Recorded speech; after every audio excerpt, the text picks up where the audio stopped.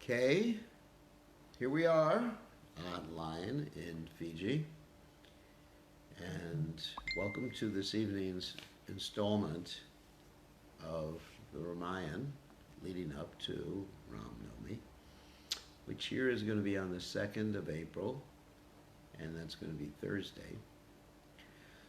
So, what I'm going to do is chant Sitaram, Sitaram, Raghupati, Raghava, Rajaram, Patita Pavana, Sitaram first, and then we're going to tell some very interesting stories. Tonight we would like to tell the story of the appearance of Hanuman and also the appearance of Bali and Sugriva. Very, very interesting stories. So let's chant, and if you like, you can chant at home with me responsibly.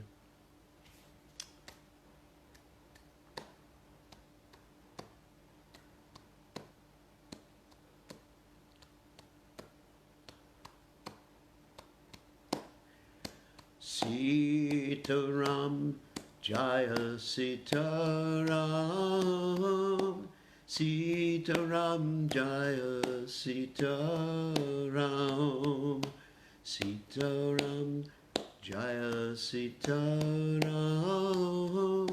Sitaram, Jaya Sitaram, Shri Ram, Jai Ram, Jai Jai Ram, Shri Ram, Jaya Ram, Jaya Jaya Ram, Shri Ram, Jai Ram, Jai Jai Ram, Shri Ram, Jaya Ram, Jaya Jaya Ram, Raghupati Raghava, Raja Ram, Patita Pavana, Sita Ram, Raghupati Raghava, Raja Ram, Patita Pavana, Sita Ram, Shri Ram, Jai Ram, Jai Jai Ram, Shri Ram, Jai Ram,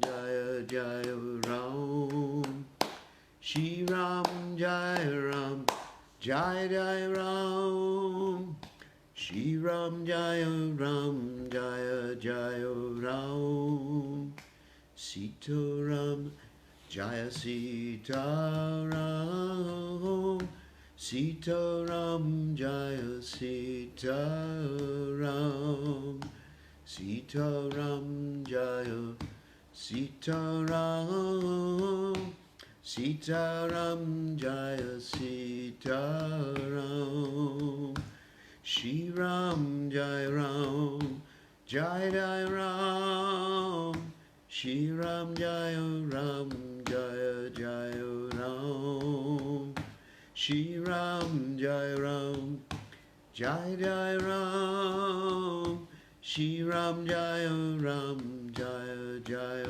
Ram, Raghupati Raghava, Raja Ram, Patita Pavana, Sita Ram, Raghupati Raghava, Raja Ram, Patita Pavana, Sita Ram, Shri Ram, Jai Ram, Jai Jai Ram, Shri Ram, Jaya Ram, Jaya Jaya Ram, Shri Ram, Jai Ram, Jai Jai Ram, Shri Ram, Jaya Ram, Jai Jaya Ram, Hare Krishna, Hare Krishna, Krishna Krishna, Hare Hare, Hare Rama, Hare Rama, Rama Rama, Hare Hare, Hare Krishna, Hare Krishna, Krishna Krishna, Hare Hare, Hare Rama, Hare Rama, Rama Rama,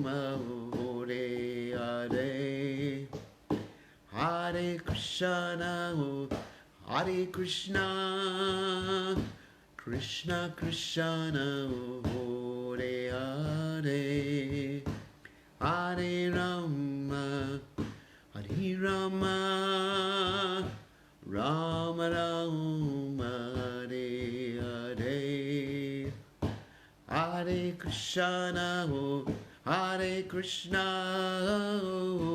Krishna Krishna, Hare Hare, Hare Rama, Hare Rama, Rama Rama, Hare Hare, Hare Krishna, Krishna Krishna, Hare Hare, Hare Rama, Ram Ram, Hare Hare, Hare Krishna, Krishna Krishna, Hare Hare, Hare Ram, Ram Ram, Hare Hare, Hare Krishna, Krishna Krishna, Hare Hare, Hare Ram, Ram Ram, Hare Hare, Hare Krishna, Krishna Krishna, Hare Hare, Hare Ram, Ram Ram, Hare Hare, Hare Krishna, Krishna Krishna, Hare Hare, Hare Ram, Ram Ram, Hare Hare, Hare Krishna, Krishna Krishna, Hare Hare, Hare Ram, Ram Ram, Hare Hare, Hare Krishna, Krishna Krishna, Hare Hare, Hare Ram, Ram Ram, Hare Hare, Hare Krishna, Krishna Krishna, Hare Hare, Hare Ram, Ram Ram, Hare Hare, Sita Ram, Jaya Sita Ram, Sita Ram, Jaya Sita Ram, Ragupati Raghava Raja Ram, Patita Pavana Sita Ram, Raghavati Raghava Raja Ram, Patita Pavana Sita Ram, Shri Ram Jai Ram, Jai Jai Ram, Shri Ram Jai Ram, Jai Jai Ram, Shri Ram Jai Ram, Jai Jai Ram, Shri Ram Jai Ram, Jaya Jaya Ram, Jai. All glories to the assembled devotees, all glories to the assembled devotees, all glories to the assembled devotees, all glories to Shri Guru and Gauranga. Srila Prabhupada ki jai, Ramchandra Bhagavan ki jai, Hanuman ki jai, Vibhishan ki jai, Sita Devi ki jai. So, and also Lakshman ki jai, Bharat, Shatrughna, like this ki jai, and even Kaikeyi ki jai, even Manthara ki jai, Kaushalya ki jai, Sumitra ki jai, and all the residents of Ayodhya ki jai, and all the assembled Vaishnavas ki jai. So tonight I thought it would be very interesting to tell another one of the side stories in the Ramayana, and this is the story of Hanuman and also the story of Bali and Sugriva. So here is the story for those of you who want to hear the story. A very wonderful story. So the story of Hanuman starts many years before the appearance of Lord Ram and even before the appearance of Hanuman. And it involves a curse. So what happened is that people asked the question, why did Lord Ram have to take the help of a monkey? You know, that's a little embarrassing, isn't it? Usually if you're going to take someone's help, at least you should be a human being, at least it should be a Brahmin or a Kshatriya, but not a Vaishya or a Shudra. And what to speak of a non-human entity. So this is the story of where Ram had to take the help of a monkey. And also how he was cursed to be separated from his wife, and the appearance of Hanuman as a result of that.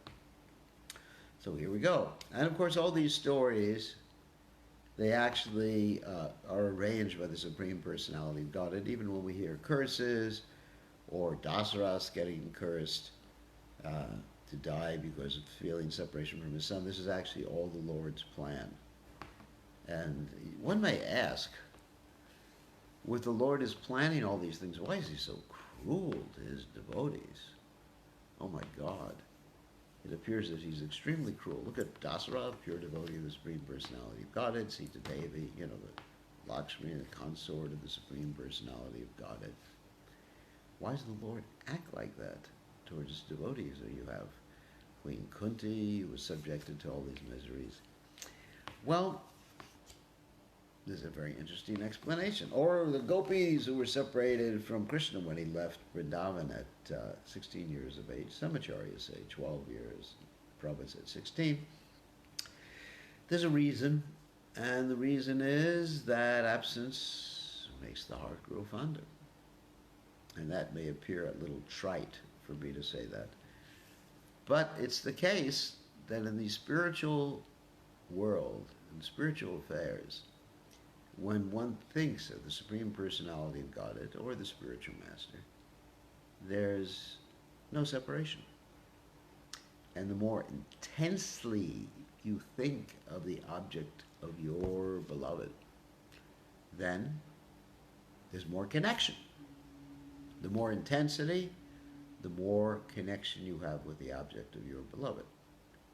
And of course, in the material realm, that's sort of reflected in a perverse way.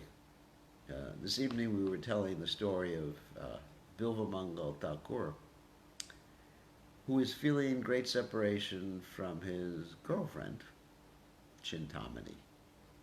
And he was feeling so much separation that he crossed the river during a raging flood and terrible storm and lightning, held on to like a crocodile, climbed the wall, holding on to what he thought was a snake, and actually it was.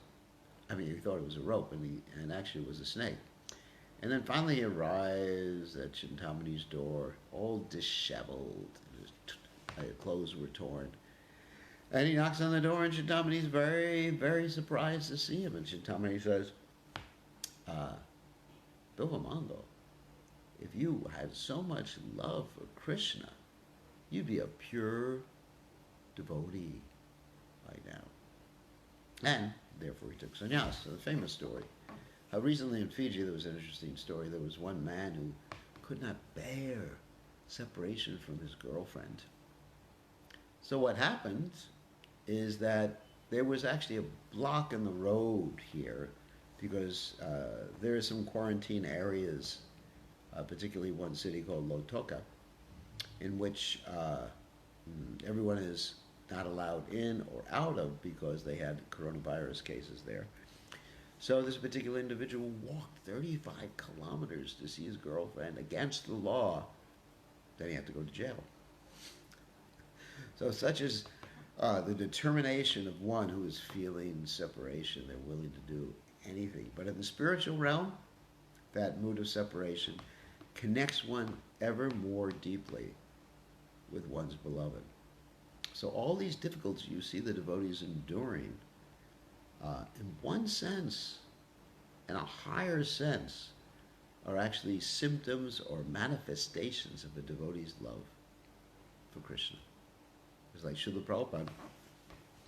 In coming to the Western world, he had to undergo so many austerities, such as crossing an ocean, having heart attacks. Even before he went to the Western world, he was gored by a bull, and he was not deterred. So when a devotee undergoes all these austerities, it proves his devotion, it glorifies devotion. As Prabhupada said once, when he was asked why there's so many difficulties in a devotee's path, Prabhupada said, without austerities or difficulties, where is the chance for glorious victory. So this is one thing, one reason. So when the Lord and his consort are separated, they are never separated. And when people in the mature world are separated, they are separated. And when they're together, they are separated. So if you want true love, love Krishna and all of his parts and parcels. Yastu sarvani bhutani atmane vanapashati sarva bhuteshu chatmanam tato navigagupshate. So let's go on with the story. And there's quite a few curses in this story. So once upon a time, Narada Muni wanted to engage in austerity. And so there's this place that was manifested by Lord Shiva, who was known as Tapovan. Van means forest, and tapa means austerities. So in this Tapovan, Narada Muni started meditating on Vishnu, as Narada Muni usually does. And in order to test his determination, you had Vayu, the wind god, Varuna, the water god, and Agni, the fire god, trying to harass him. And Narada Muni was not harassed. And he was very happy about that. And finally, these demigods went to heaven. They said to Indra, we weren't able to stop Narada Muni from his meditation or get him to withdraw himself from his meditation. And so Indra said, all right, I have a very special weapon. And that weapon is Kama Dev. I think you've all heard of Kama Dev. Kama Dev means Cupid. Cupid has arrows, 5 arrows. Form, taste, smell, taste, etc., the objects of the senses. And when you're least expecting it, boom, he fires his arrows at you, and you are in love. That's quite funny. So when you're in love, guess what happens? Then you forget about everything. And so Narada Muni had these arrows fired at him, and he didn't get disturbed in the least because he was meditating on Vishnu, meditating very, very strongly. So Kamadev tried everything in his power, and all the apsaras, the young girls, they were dancing and everything like that. He couldn't do anything. So Narada Muni came out of his meditation after a few hours, and he said, well, I have defeated lust. I have defeated Kamadev. I've defeated the gods.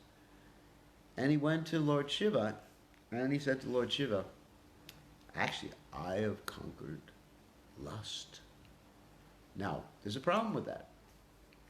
Whenever someone says they've conquered lust, or they're on a higher platform of devotional service, they're in trouble. Like Prabhupada one time said about us, Western boys and girls, because I'm not sure if I'm still a Western boy, certainly not a Western girl, but Prabhupada one time said about us Western boys and girls, he said, you're not enough afraid of Maya. And I can also say that about just about everybody in this world. They're not enough afraid of Maya, because the principle of Maya is Karnam Guna Sangasha Sarasad Janma Jonishu, that by association one becomes entangled.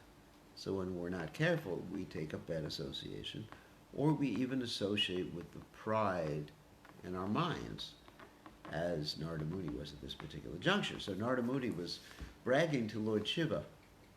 He said, I have conquered lust. I have conquered Cupid.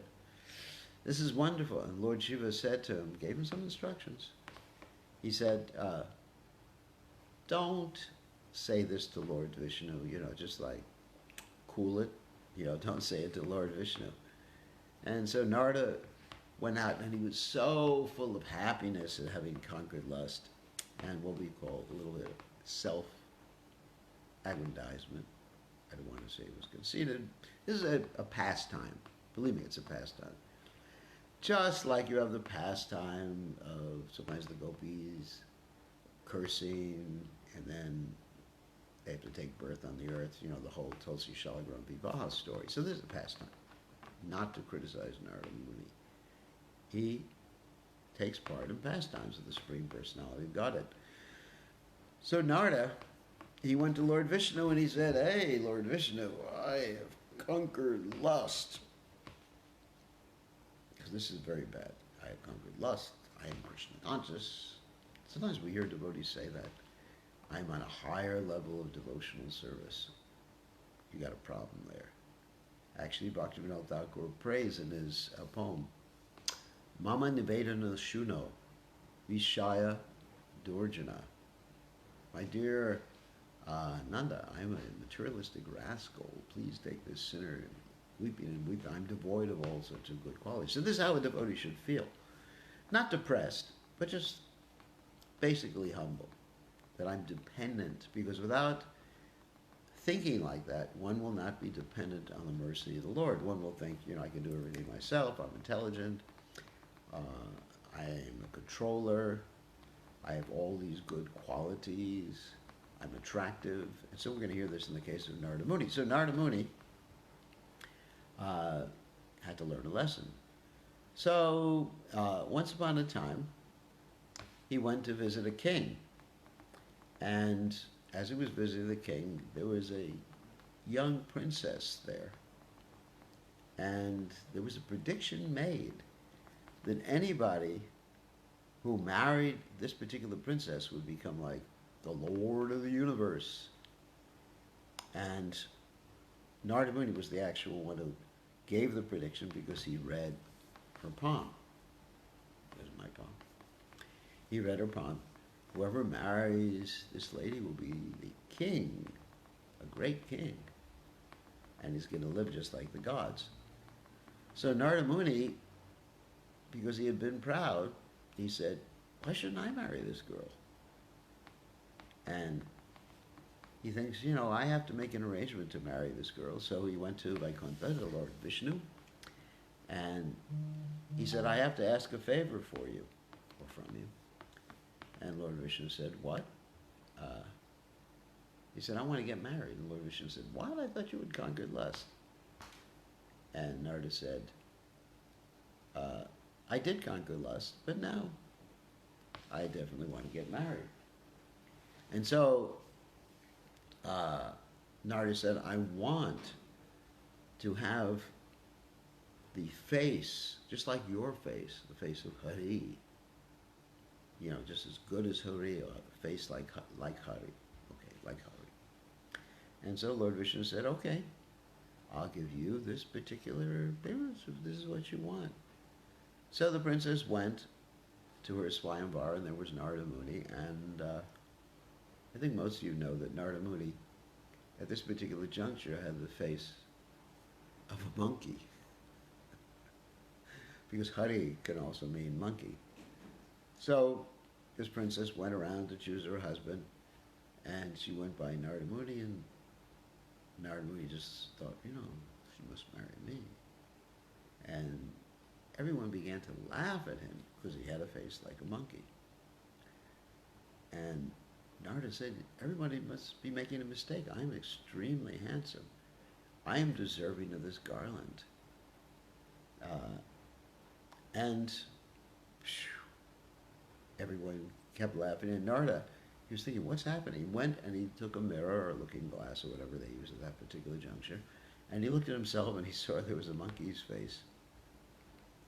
And when he did that, he got so angry at Lord Vishnu, he took some holy water and he threw it to the ground and cursed Lord Vishnu.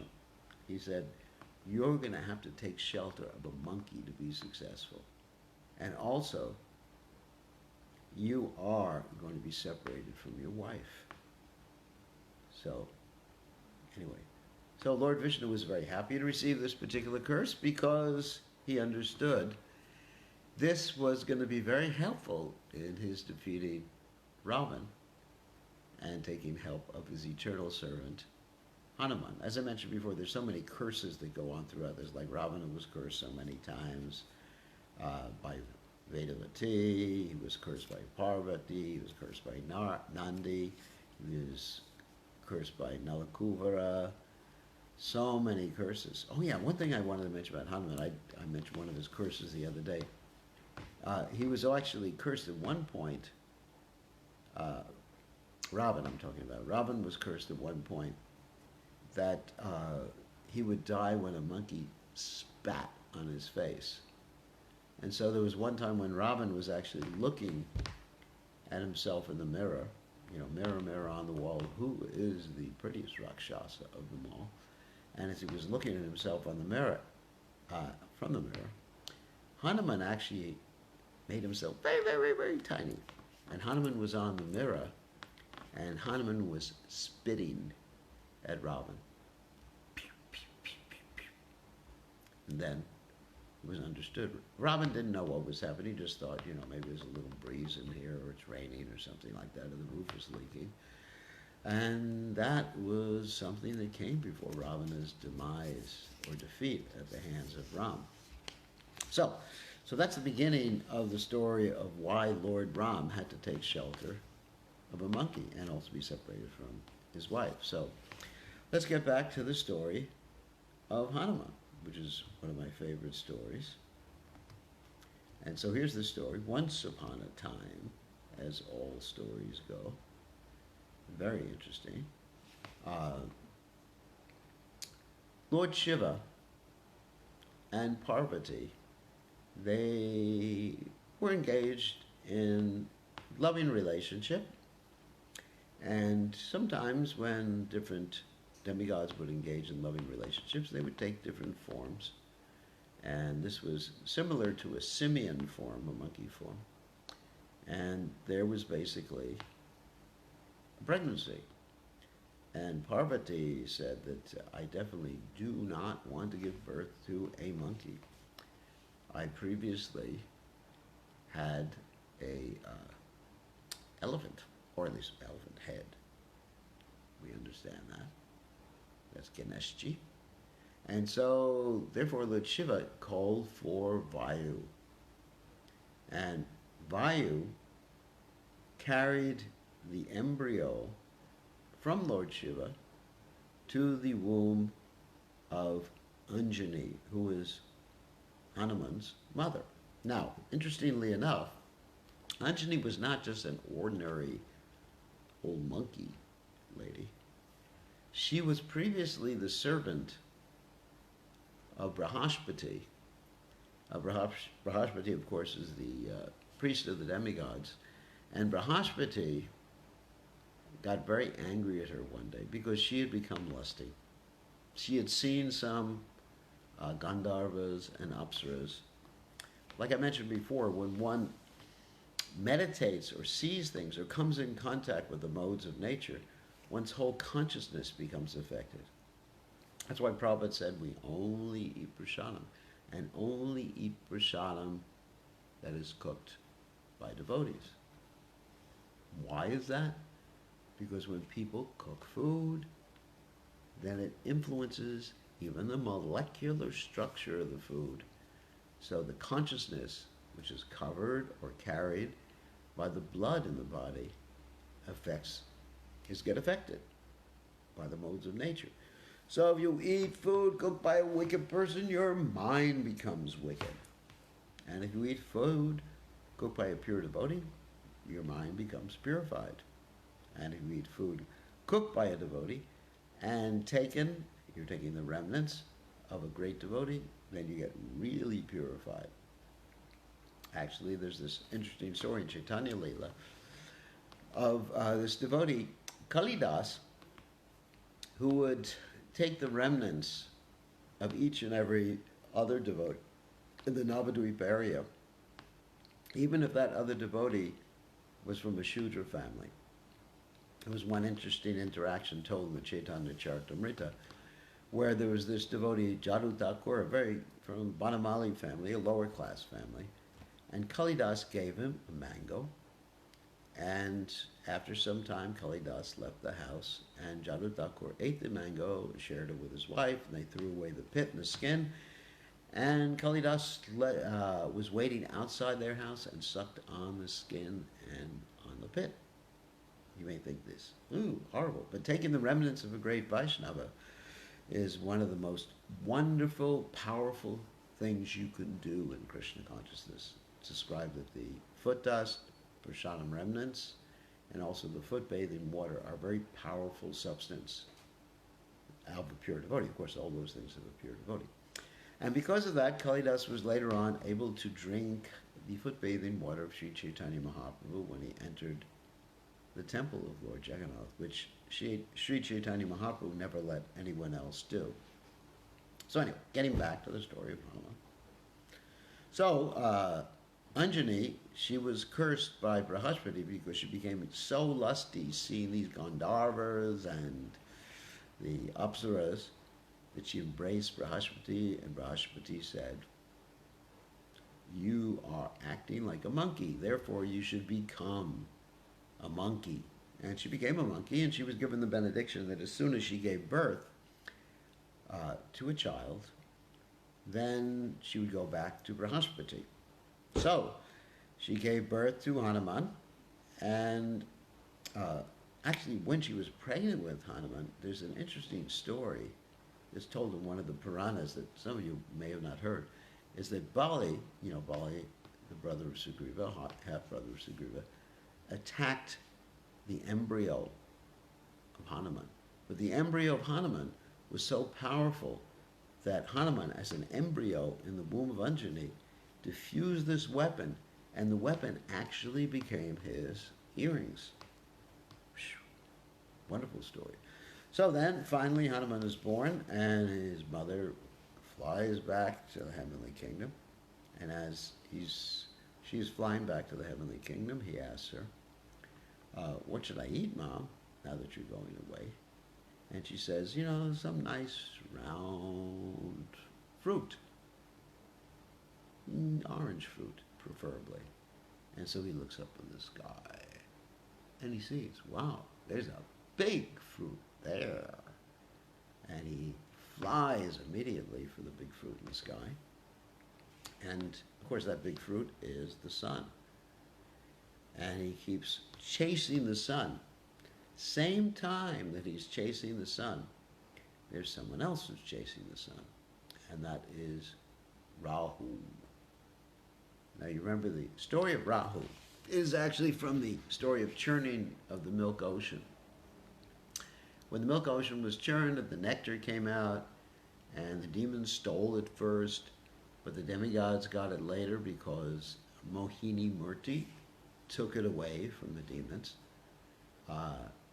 Rahu actually, and Ketu, saw what was happening, and Rahu snuck in amongst the demigods and drank some of the nectar, but Lord Vishnu cut his head off. Right after he drank a tiny bit of nectar, it hadn't gone down any further than that. So his head sort of remained, and that head is the inauspicious aspect that covers the sun and the moon during the periods of an eclipse. It's the nodes of the sun and the moon. It can be calculated quite nicely by astrologers and astronomers. So Rahu was also upset that Hanuman was chasing the sun. And Rahu basically got flicked away by Hanuman. Rahu went back to Indra and said to Indra, "This is my job here." And Indra went to attack Hanuman. And Indra tried his best. Finally, he fired his Vajra, his thunderbolt, and he hit Hanuman in the jaw, and Hanuman fell to the ground. And everyone in the universe thought, Hanuman is finished, Hanuman is dead. So Hanuman's father, Vayu, at least the person who had given the embryo to Anjani, he got really upset, and he thought, look, this is it. I'm going to make sure that no one lives in the whole universe if Hanuman is not brought back to life. So what he does, of course, is cuts off the air. Now, you can't live very long without air. Not only the air insofar as breathing in, breathing out, but the airs within the body, the upgoing air and downgoing the air, prana, apana, etc., like that. So basically, everyone in the universe was having trouble. And because they were having so much trouble having the air choked up off, they went to Vayu and prayed to Vayu. And Vayu agreed, if you bring Hanuman back to life, I will release the air.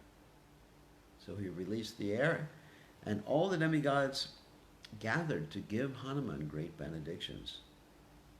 Brahma gave him the benediction of a very long life, and Vishnu gave him the benediction to be the greatest devotee. Indra gave him the benediction that no weapon would ever hurt him. Agni gave him the benediction that fire would not hurt him. And of course this came in, was very helpful later on when Ravan and his cohorts set fire to the tail of Hanuman. And then Kala means time, gave him the benediction that he wouldn't die. And all the demigods gave him the benediction to be the strongest person imaginable. Even there's a story later on. Let me tell that story now. We're liking to tell stories within stories. That once upon a time when Lord Vishnu was present, a little over 5,000 years ago in Dwarka, he asked to see Hanuman. Of course, Vishnu was present as Dwarkadish. You know, that's Krishna in Dwarka. So he sent Garuda to bring Hanuman to see him. And when Garuda got there, Garuda said, Lord Vishnu or Dwarkadish would like to see you. And Hanuman said, no, I'm not going anywhere unless Lord Ram orders me. And Garuda tried to force him, and Hanuman just flicked his tail at Garuda, and Garuda went spinning back all the way to the lotus feet of Lord Vishnu, Dwarkadish. And Dwarkadish had arranged this particular exchange just to teach Garuda not to be so proud. So later on, Dwarkadish, Lord Vishnu, took the form of Ramchandra, and Rukmini took the form of Sita Devi, and they called for Hanuman, and Hanuman came back gladly on his own power to see them. So that is the dedication that Hanuman had. So, and nobody, even Garuda, could defeat Hanuman. So it was decided that Suryadev would be his guru. Suryadev, of course, is the great sun god. And the problem with Suryadev being a guru is that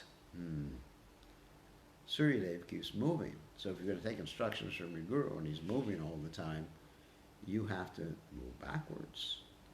And so Hanuman had to fly backwards, take instruction from his guru.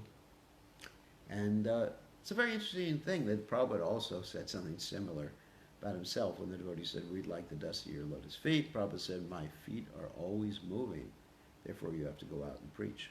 So a little bit similarities to these two stories. So anyway, so then when Hanuman was finished taking instructions, he basically asked his guru, what do you want?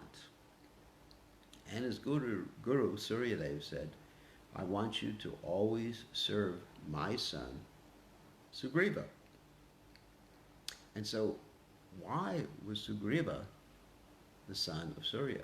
Let's tell that story in the middle of this story, because I said I would tell the story of Bali and Sugriva's birth. Okay, here's the story of Bali and Sugriva's birth in the middle of the Hanuman story. So, once upon a time, the sun god had to stop in his path as he was traversing the heavens. And he has a chariot driver. That chariot driver also had to stop. And the reason they both had to stop was very interesting, was that they were stopped by a lady. And that story is in the Markandeya Purana. So, once upon a time, story within a story within a story, okay, I know that. Once upon a time, there was this man who had leprosy, and he had a chaste wife. But this man wanted to associate with a prostitute. So the chaste wife began to serve the prostitute. I don't recommend that. And eventually the prostitute agreed, and the man was going to see the prostitute, and then he realized his wife was really chaste. And he gave up all desire to see the prostitute. But on the way back to his home, he inadvertently, that means by accident, touched Markandeya Rishi. He got cursed to die before the rising of the sun the next day. And his wife, being so chaste, said, I'm going to stop the rising of the sun so my husband will live. And the sun stopped in its path. The sun couldn't go anywhere because the chaste wife's or the chaste lady's potency, shakti. So one has to be very careful. When one offends a chaste lady, you're finished. Completely finished. There's nothing you can do except for beg forgiveness, of course, but most dangerous thing. It's like Vaishnava Aparada. It's like offending a cow, because in Vaishnava society you're supposed to protect cows, old people, Brahmins, of course children, and sannyasis. So anyway, I had this sannyasis one. So anyway, so the sun stopped in its path, and the sun god, previous one, his charioteer, Aruna, had a little vacation. They don't usually get vacations. So Aruna, the sun god's charioteer, decided to go to Indra's assembly house and to see some of the dancing girls there. Because every night or day or whenever it was in the heavenly planets, there was a nice performance. And so he tried to go in, and he was stopped by what we would call in modern terms a bouncer, whoever was the guard. And the bouncer said, you're not allowed to come in because you're not one of the regular people here. Plus, there's just a lot of ladies here. So he thought, I want to go in and really see what's happening. So he transformed his form into the form of a lady. And that particular lady's name was Aruni. So Aruna is masculine, Aruni is feminine. So transformed himself and went into the assembly house where all the dancing girls were, but he was a lot more, or she was a lot more attractive than all these little dancing girls, because I guess absorbing the sun rays does a lot for your complexion. It was very, very effulgent. So Indra looked at him, her, and Indra said, wow. And he dismissed the rest of the girls and talked to Aruni and said, anyway, basically, hello.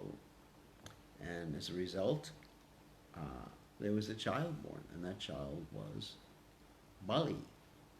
Okay. So Aruna hurries back to where the sun god is, because the sun god's getting ready to go again. And the sun god says, where did you go? And Aruna, at that time, in the male form, said, basically, you don't want to know the whole story. We'll tell you later. It's not important. The sun god said, yes, tell me. I'm your boss. You have to tell me. And Aruna said, well, this is what happened, a little mistake I made. The sun god said, okay, I want to see that form. It sounds like an interesting story. So he saw that form. Aruna transformed himself into Aruni, and as a result, Sugriva was born. So you have Bali. Of course, Bali was much stronger than Sugriva because he was the son of Indra. And Indra is the head of the administrative demigods. The strongest, of course. And so Sugriva is a little less strong. So that's the mystery of Bali and Sugriva. So because Bali was the son of the sun god, therefore, and Sugriva was the son. I got to mix up. Bali was the son of Indra, and Sugriva was the son of the sun god. Therefore, Hanuman was asked to always protect the sun god's son. who was Sugriva. So he was given that duty, and that's why Hanuman was with Sugriva. And it's also interesting to note that in some of the Puranas, it mentions that Hanuman actually compiled his own Ramayana. But because of his humility, he actually didn't allow it to be recited or published or whatever, because he wanted to respect the great sage Valmiki. So, as Hanuman grew, several things happened. One is that there was a particular period in Hanuman's life, and I'm not sure exactly when this occurred in Hanuman's life, that it was his Saturn period. Now, many of you are very concerned about your Saturn periods. That means a period when Saturn is present in your horoscope, and it's supposed to be very unfortunate. And usually you use that as an excuse why you can't chant your rounds or can't do devotional service or whatever. You're hopeless because it's my Saturn period, Prabhu. Don't you understand? I will become a good devotee in, 2 years from now. That'll be a better period for me. Actually, that's a bunch of nonsense. Because Prabhupada said when one chants the holy names of the Lord, then Krishna with the tip of his toes can kick away not only Saturn period, but can kick away millions of Rahus. So the whole point is to chant the holy names of the Lord, and if something happens to you that's traumatic, that's arranged by Krishna to help you advance in devotional service or to help with his pastimes. As we mentioned before, many of the what we would consider inauspicious things that happen within the Lord or his devotees' pastimes many of those things are arranged to glorify the devotee or to help the Lord in his pastimes, such as Dasarath, as we mentioned before, Dasarath getting cursed to die, feeling separation from his son. And Dasarath, you might say, had to suffer, but that suffering was a deeper attachment to Lord Ram. Okay. So, getting back to the story. So Saturn period occurred during Hanuman's life. And Saturn went to Hanuman, respecting Hanuman as a great personality, and said, it's time, it's better than having a horoscope, is to have Saturn personified appear before you. And Hanuman said, okay, I accept. Please just reside on my head and cause me whatever misfortune you're going to cause. So as Saturn resided on Hanuman's head, Hanuman started putting stones on his head. Not only stones, but rocks and all sorts of different heavy things on his head. And Saturn got a little crushed. Saturn complained. And Hanuman said, well, just get off my head. If you agree that your 7.5 years will be reduced to just 7.5 minutes. So the moral of the story is, the reason I'm telling the story, is that if one worships Hanuman and Lord Ram, chants Krishna's names and all those other nice things, then at that particular juncture, whatever inauspicious thing is to occur becomes reduced to practically nil. We have to have faith. You chant the holy names, all the lines on your palm change. You chant the holy names, all the parabdha karma goes away. You chant the holy names, and all the vikarma, akarma, karma, whatever karma goes away. Of course, not the akarma. Akarma means no karma. But whatever reactions you have. And not only that, Cheto Darpanam Marjanam Bhava Mahad Agni Nirarpanam. The dust in your heart becomes cleansed. Even Bhaktivinoda Thakur says in his Harinam Chintamani that this occurs due even to Namabhas chanting. Namabhas chanting means something else, meaning something else, or jokingly or derisively, somehow or other saying the name of Ram. Like Valmiki, he said the name of Ram accidentally when he was chanting Mara Mara Mara Ram Ram Ram Ram. It came Ram Ram Ram, and he got purified. So, whatever reason one chants the Lord's name, in the beginning, one may have some motive, one may be doing it accidentally, one will come to a higher level.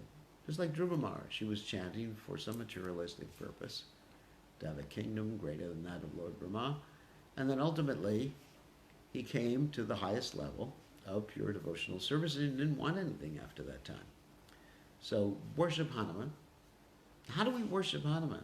And there's a very interesting story. We serve Ram. Because what pleases Hanuman? Serving Ram. And what pleases Ram? Serving his devotees. You understand? You know, one can say, oh, I just want to please Ram, I just want to please Hanuman. But that's not the point. You've got to do something that pleases them. Like if you go to someone and you say, I love you, I love you, I love you, I want to please you, please you, please you, please you.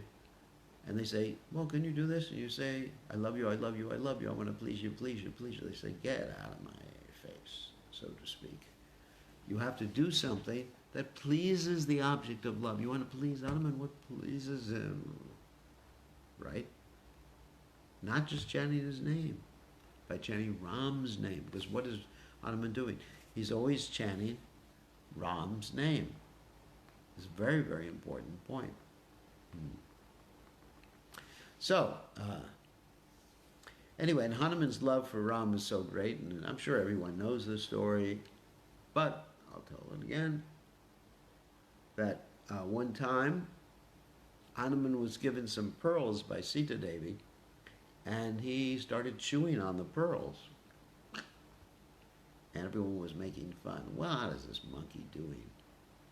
And to show that he was actually looking for Ram in the pearls, he opened his chest, and inside the chest was Sita and Ram.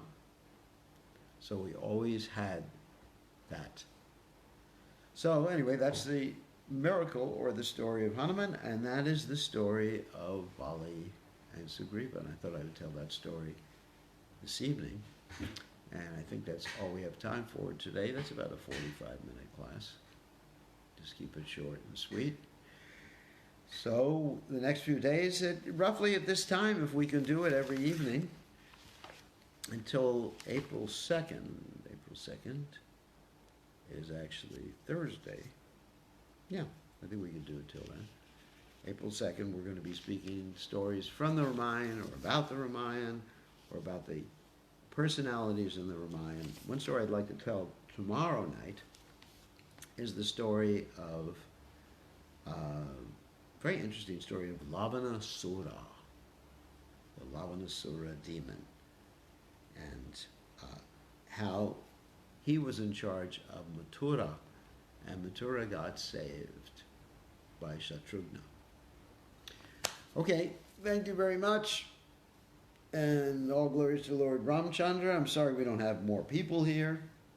It's just me, my mobile phone, computer, because right now we are in the midst of this coronavirus pandemic.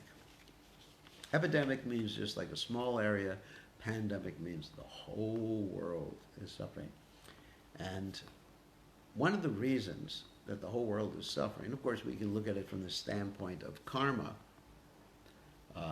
that people have a karmic reaction, but even scientifically, medically, we can see that these pandemics, and practically every single one of them, including the Spanish flu that killed hundreds of millions of people in the early 1900s, came because people are eating animals, raising animals for slaughter. This is a scientific fact.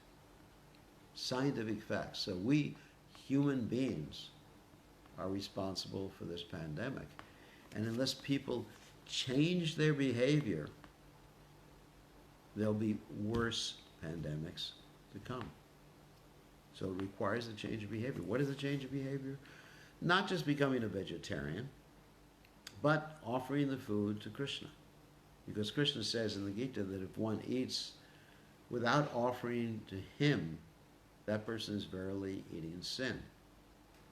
So we Krishna conscious persons are not simply vegetarians. We are simply prasadarians. We're eating the mercy of the Lord.